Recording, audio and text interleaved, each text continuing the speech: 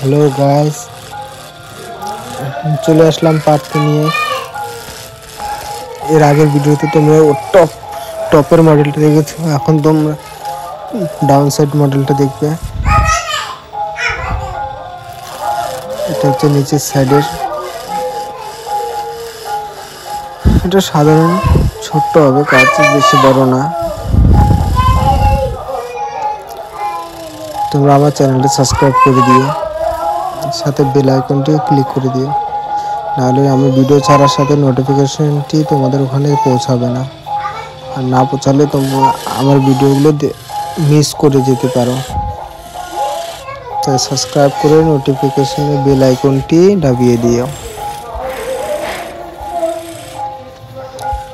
হয়ে গেছে আর একটুক্ষণ। এগুলো হচ্ছে সিঙ্গেল খাটের,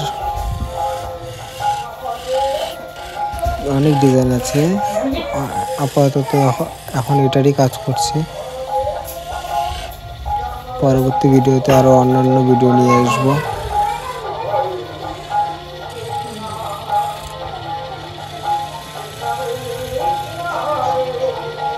বুঝতে পেরেছ? তোমরা দেখে নাও।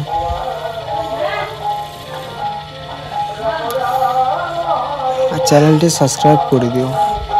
ভিডিওটি ভালো লাগলে লাইক করে দিও, শেয়ার করে দিও, কমেন্ট করো, জানাইও কিরকম হলো না হলো।